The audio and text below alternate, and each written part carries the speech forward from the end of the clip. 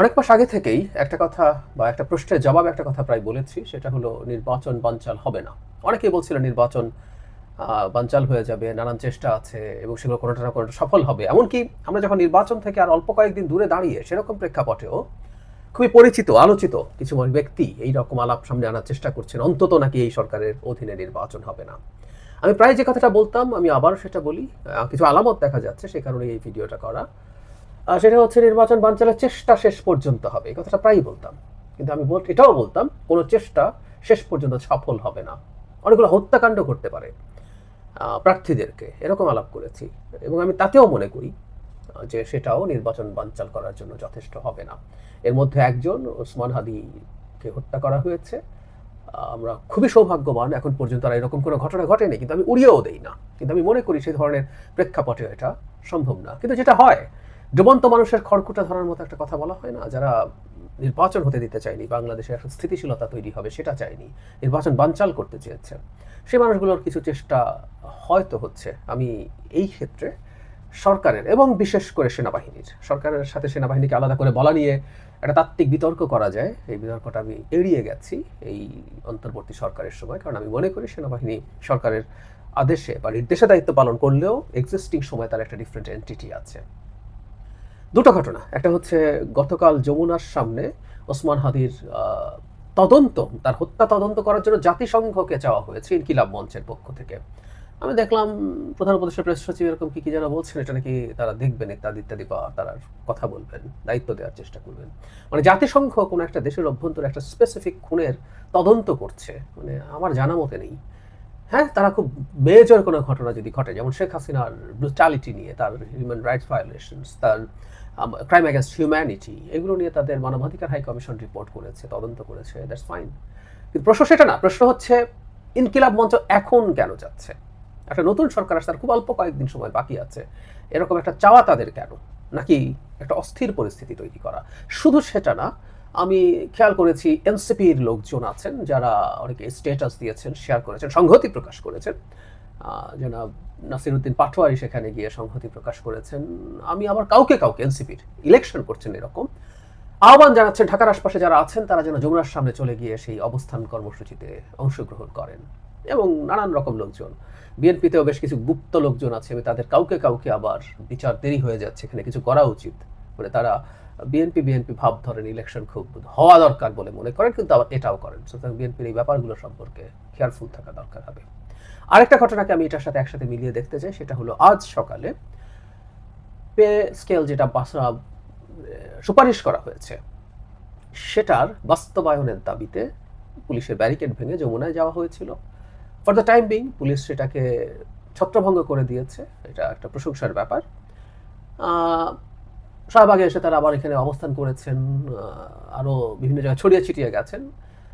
এই যে গণ্ডগোলগুলো হচ্ছে, এটা খালি নির্বাচনকে প্রভাবিত করা, নির্বাচনকে পেছানোর চেষ্টার বাইরেও আমরা জানি আজ বিএনপির ইশতেহার ঘোষণা করা হবে, সেই ইশতেহার ঘোষণার দিনটাকেও অন্যদিকে কেওস করে সেটা থেকে ফোকাস সরানোর একটা চেষ্টা হিসেবে আমরা দেখতে পারি। কিন্তু সবচেয়ে খারাপ যে জিনিসটা, সেটাই মাথায় রেখে কথা বলবো। কারণ ওই যে বলছি, ডুবন্ত মানুষ খড়কুটা ধরে বাঁচার চেষ্টা করে, যারা নির্বাচন পেছাতে চেয়েছে, এই সরকারকে অনেকদিন ক্ষমতায় রেখে নানাভাবে ক্ষমতা উপভোগ করতে চেয়েছে বা অন্যান্য বিভিন্ন রকম এজেন্ডা বাস্তবায়ন করতে চেয়েছে, তাদের বাস্তবতা যখন শেষ হয়ে গেছে, তারা যখন ডুবন্ত মানুষের মতো, তখন তারা খড়কুটা ধরে এসব করার চেষ্টা করছেন। তবে আমি প্রায় বলি, স্টেক এত বেশি হাই যে আমাদের অনেক বেশি সতর্ক থাকতে হবে। যেখানে যতটুকু রিয়াক্ট করা দরকার, আমাদের রিয়াকশন বেশি হওয়া দরকার, বিশেষ করে নির্বাচন যখন আর খুব অল্প সময় বাকি আছে।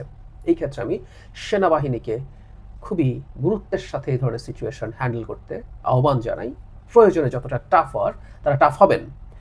ওসমান হাদির বিচারে খুব খারাপ গতি আছে আমি মনে করি না। সরকার তার ঘোষিত টাইম ও ফ্রেম অনুযায়ী চার্জশিট দিয়েছে, বিচারিক প্রক্রিয়া চলবে, তাহলে অহেতুক কেন এটা? আর যদি থাকেও তাদের কোনো বক্তব্য, সেটা পরবর্তী নির্বাচিত সরকার, টেকনিক্যালি বলি না, সরাসরি বলি, বিএনপি নির্বাচিত হতে যাচ্ছে, বিএনপি সরকারের কাছে গিয়ে তারা তাদের দাবি দেওয়া জানাক। সেখানে বিএনপি আশা করি আমি বাংলাদেশের ন্যায় বিচার নিশ্চিত করার স্বার্থে এই বিচার তার নিয়ে তারা কাজ করবে। শুধু ওসমান হাদির বিচার না, ওসমান হাদির জীবনকে আলাদাভাবে দেখে একজন নাগরিক যিনি হত্যাকাণ্ডের শিকার হয়েছেন বা কোনো ফৌজদারি অপরাধের শিকার হয়েছেন, তার বিচারকে হালকা করে দিতে আমরা চাই না। ভবিষ্যতের বাংলাদেশে প্রত্যেক নাগরিক ইকুয়াল রাইট নিয়ে তার উপরে ঘটা যে কোনো অপরাধের বিচার পাবেন, সেটা আমরা দেখতে চাই। আর একই সাথে পে স্কেলের কথা বলছি, মানে এই একটা জিনিস এই অন্তর্বর্তী সরকারের একটা বাজে ফাজলামো শব্দটা কথ্য হয়ে গেল বলে ফেললাম, এটা ফাজলামো হয়েছে। দ্বিগুণের বেশি বেতন বৃদ্ধির যে প্রস্তাব করা হয়েছে এটি সরকারের সময় কোনো দরকার ছিল না, এবং তারা বলার চেষ্টা করছেন যেটা তারা এখন বাস্তবায়ন করবে না। তো তাহলে এই পে স্কেল করার দরকার কি ছিল, এই কমিশন করার দরকার কি ছিল, এই সুপারিশটা সামনে আসতে হলো কেন? তাতে মনে হয় এক ধরনের প্লট তৈরির চেষ্টা ছিল, যাতে এটার মাধ্যমে প্রজাতন্ত্রের কর্মচারী, আমরা যাদেরকে সরকারি কর্মকর্তা কর্মচারী বলি, তাদেরকে এজিটেট করা যায়। তারাও মনে করছেন সরকার শেষ মুহূর্তে আছে, এখন চাপ দিলে সরকার মানতে বাধ্য হবে। এমনকি মেনে যদি সরকার চলে যায়, এটা সুস্পষ্টভাবে ভবিষ্যৎ বিএনপি সরকারকে বিপদে ফেলার পরিকল্পনা। এখনই যে সুপারিশ দেওয়া হয়েছে, এটা ইটসেলফ বিপদের পরিকল্পনা করা হয়েছে। তো সরকার এসব ফাজলামোকে ভবিষ্যতে টাফভাবে ডিল করা উচিত হবে ভবিষ্যতের সরকারের। আর আমি একটা কথা প্রজাতন্ত্রের কর্মচারীদের উদ্দেশ্যে বলতে চাই, মানে কে কি করেছেন কে কি করেন আমরা তো আসলে জানি।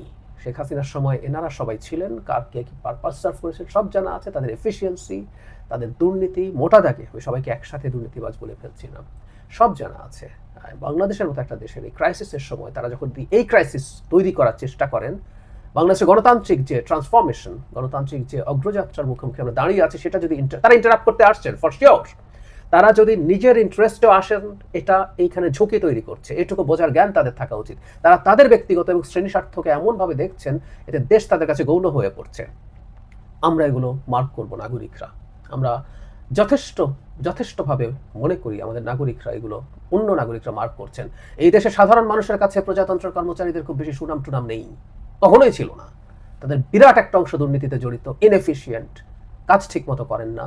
আর শেখ হাসিনার সময় তারা কি করেছেন মানুষ জানে। সুতরাং তাদের এত বেশি হ্যাডাম দেখানো উচিত হবে না। আর সেনাবাহিনীর প্রতি আমি আবারও আহ্বান জানাই, যে কোনো পরিস্থিতিতে তারা খুবই সতর্ক যেন থাকেন এই সময়গুলোতে। আমি মনে করি না খুব মেজর কিছু হতে পারে, তবে স্টেক ইজ সো হাই, আবারও বলছি, ছোট ব্যাপারকে অনেক বেশি সিরিয়াসলি ডিল করা দরকার। নির্বাচনের প্রতীকে ভোট দেওয়ার সময় যে সিল ব্যবহার করা হয়, সেরকম সিল বানাতে গিয়ে ধরা পড়েছে জামায়াতের কর্মী, এবং সেটা জামায়াতের নেতার নির্দেশে। এই ধরনের একটা খবর আমাদের সামনে এসছে, খুবই অ্যালার্মিং ব্যাপার, কারণ এটা একটা খুব বড় চক্রান্তের খোঁজ সম্ভবত আমাদেরকে দিতে পারে। আমরা অনেকেই খবরটা দেখেছি, তারপরে খবরটার গুরুত্বপূর্ণ কিছু অংশ একটু দেখে নেওয়া যাক। এখানে একজন ব্যক্তিকে গ্রেফতার করা হয়েছে, এবং তিনি প্রিন্টিং প্রেসের মালিককে গ্রেফতার করা হয়েছে। তিনি আদালতে জবানবন্দি দিয়েছেন। তিনি যা যা বলছেন, ব্যাপারটা একটু এভাবে বলা যায়, মানে ভারপ্রাপ্ত কর্মকর্তা জানিয়েছেন এভাবে, জামায়াত ইসলামীর নেতা সৌরভ হোসেন ওরফে শরীফের নির্দেশে এসব সিল তৈরি করা হয়েছে বলে সোহেল রানা আদালতকে জানিয়েছেন। সোহেল রানা হচ্ছে সিল তৈরি করার যে দোকান, সেটার মালিক। গত 30 জানুয়ারি তার হোয়াটসঅ্যাপে সিলগুলো তৈরির অর্ডার দেন শরীফ, এরপর তিনি সিলগুলো বানান। এই ঘটনা জানাজানি হওয়ার পর আমরা জানি যে জামায়াতে ইসলামী তা সৌরভ হোসেনকে বহিষ্কার করেছে, তার বিরুদ্ধে দলের ভাবমূর্তি ক্ষুণ্ণ করার অভিযোগ আনা হয়েছে। জামায়াতের আমির বলেন, ঘটনার পরপরই আমরা সৌরভকে দল থেকে বহিষ্কার করেছি। তিনি ভোটারদের ভোট দেওয়া শেখানোর জন্য নাকি সিলগুলো তৈরি করেছেন, তবে এটা দায়িত্বহীন কাজ। এছাড়া যার যার দোকান থেকে সিল উদ্ধার করে যাচ্ছে তিনি আমাদের দলের কেউ নয়। পুলিশ তদন্ত করবে টরবে বলছে, মানে ইনস্ট্যান্ট একটা ব্যাখ্যা বের করা হয়েছে কি ভোট দেওয়া শেখানোর জন্য তিনি সিলগুলো বানানোর চেষ্টা করছেন, এবং সিলগুলো হচ্ছে অবিকল সেই সিল, কতগুলো বর্গাকৃতি থাকে আমরা দেখেছি, এটা সেটার মতো করে বানানো। তারপরে জামাত তাকে বহিষ্কার করেছে। কয়েকটা কথা একটু মনে রাখা দরকার। জামাত তত স্বীকার করলো যে এই ভদ্রলোক তাদের নেতা, এবং তাকে বহিষ্কার করেছেন, তিনি ওটা বানাতে যাচ্ছিলেন। এখন প্রশ্ন কয়েকটা আছে, এবং এই ধরনের মানে পরিকল্পনা যদি থেকে থাকে, সেটা ঠেকানো কীভাবে যেতে পারে সেটার ব্যাপারেও একটা ধারণা গতকাল একটা গোলটেবিল বৈঠক থেকে আমি পেয়েছি, সেটা আপনাদেরকে একটু জানাতে চাই। সিল বানানো হচ্ছে মানে এটার সাথে তো কান টানলে মাথা আসার মতো, সিল টানলে তো ব্যালট পেপারও আসে। এটা ভোট দেওয়া শেখানোর জন্য ফরমায়েশ দেওয়া হয়েছে এরকম সিল বানানোর ক্ষেত্রে কথায়, সেটা আমরা কোনোভাবেই মনে করি এটা খুবই অযৌক্তিক, খুবই বাজে অজুহাত, গ্রহণযোগ্য। সো এটার সাথে জালিয়াতির সম্পর্ক আছে, আমরা ওটা নিশ্চিতভাবে ধরেই কথা বলতে চাই। তাহলে জরুরি প্রশ্ন হচ্ছে, সিল কেন? সিল মানে ব্যালট পেপার আসবে, ব্যালট পেপার কি তারা পাচ্ছেন বা পেয়েছেন? মানে কথাটা এইরকম যে প্রত্যেকটা কনস্টিটিউয়েন্সিতে আলাদা আলাদা ব্যালট পেপার হয়, কারণ সেখানে শেষ পর্যন্ত যে কয়টা প্রতীক থাকে সেই প্রতীকগুলো অনুযায়ী ব্যালট পেপার ছাপা হয়। ছাপা যদি হয় তাহলে কিভাবে হতে পারে, এগুলো কিভাবে অ্যারেঞ্জড হবে, এটা সিরিয়াল কেমন হবে, এগুলো জানলেই কি কেউ কোনো ব্যালট পেপার ছাপিয়ে ফেলতে পারে? আমার কাছে মনে হয় এটা কঠিন। কারণ হলো সেইটা করবেন, তার সাথে প্রতীকগুলো কেমন হবে, নির্বাচন কমিশন যে প্রতীকগুলো দিয়ে প্রিন্ট করছেন হুবহু সেরকম হবে কিনা, সেটা এজেন্টদের সামনে পরে ধরা পড়ে যেতে পারে, সেই সম্ভাবনা থাকে। তাহলে উপায় বেটার যেটা, সেটা হচ্ছে একটা প্রিন্টেড কপি পেয়ে যাওয়া, যেটা দেখে দেখে তারা এরপর বানাতে পারেন। আরেকটা আরও সহজ হয়তো, একটা সফট কপি পাঠিয়ে দেওয়া এই যুগে এটা কিন্তু খুবই ইজি ব্যাপার। যদি চক্র জড়িত থাকে, মানে অ্যাপারেন্টলি খুবই শক্তিশালী নিরাপত্তা ব্যবস্থার মধ্য দিয়ে এসব প্রিন্ট করার কথা, কিন্তু জামায়াতের প্রচুর অ্যাক্সেস তৈরি হয়েছে সরকারের বা রাষ্ট্রের বিভিন্ন গুরুত্বপূর্ণ জায়গায়। ফলে তারা এই অ্যাক্সেসটা নিয়ে একটা সফট কপি পেলেন, তারপর অনেকগুলো ব্যালট পেপার প্রিন্ট করলেন, তারা করে সেটাতে এই সিলমোহর দিয়ে সিল মেরে নিয়ে চলে গেলেন। বিশেষ করে হয়তো বডি চেক করা হয় না এবং গোপন যে কক্ষ আছে সেটা পর্দা দিয়ে ঢাকা থাকে, সেখানে কোনো রকম কোনো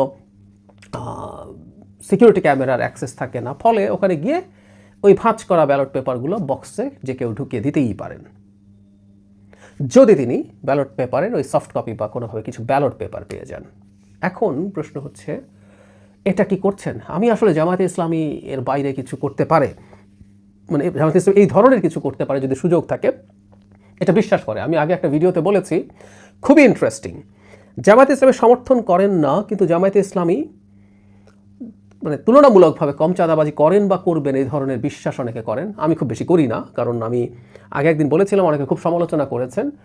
চাঁদাবাজি আসলে খুব ব্যক্তির ইস্যু না বা দলের ইস্যু না, বা এটা একটা কাঠামোগত সমস্যা। বাংলাদেশে যে ইনফর্মাল ইকোনমি আছে সেটার ম্যানেজমেন্ট যতদিন পর্যন্ত ঠিকঠাক হবে না, চাঁদাবাজি কোনো না কোনো ফর্মে থাকবে, কম বা বেশি হবে। যাই হোক, অনেকে যেটা মনে করেন যে জামায়াতে ইসলামী তুলনামূলকভাবে কম এসব করবে, তাদের সময় তুলনামূলকভাবে কিছু দুর্নীতি কম হতে পারে, এই ধরনের পারসেপশন যাদের আছে। আবারও বলছেন, ব্যক্তিগতভাবে এটাকে সাবস্ক্রাইব করি না। কিন্তু তারাও বিশ্বাস করেন নির্বাচনে জেতার জন্য জামায়াতে ইসলামী যে কোনো অন্যায় অনিয়ম দুর্নীতি করতে পারে। মানে খুবই মজার ব্যাপার, একটা রাষ্ট্রের ভোট চুরি করে অবৈধভাবে ক্ষমতায় যাওয়ার অন্যায় বা পাপ চাঁদাবাজি বা অন্য করাপশনের তুলনায় বহু গুণ বড়, কিন্তু তারা এটা করতে পারে বলে মানুষ মনে করে। সো এটা সিস্টেম্যাটিক বা সেন্ট্রাল একটা ডিসিশনের পার্ট হতে পারে। মানে একটা ধরা পড়েছে, এরকম আরও কয়টা আছে, কতগুলো আছে, এই প্রশ্ন তো সামনে আসতেই পারে। সো খুবই সতর্ক থাকা দরকার আমাদের। একটা রাউন্ড টেবিলের কথা বলছিলাম, সেখানে এই ইস্যুতে না, জেনারেলি একটা খুব গুরুত্বপূর্ণ দায়িত্বের কথা জেসমিন টুলি আপা বলেছিলেন। জেসমিন টুলি হচ্ছেন আমাদের নির্বাচন কমিশনের অতিরিক্ত সচিব হিসেবে রিটায়ার করেছেন। তিনি নির্বাচন ব্যবস্থা সংস্কার কমিশনের সদস্য ছিলেন, যে সংস্কার কমিশনের একজন সদস্য আমিও ছিলাম, তার সাথে আমি কাজ করেছি। অসাধারণ মানুষ, নির্বাচনের খুঁটিনাটি তিনি সব কিছু খুব ভালোভাবে জানেন, বিভিন্ন পর্যায়ে কাজ করেছেন।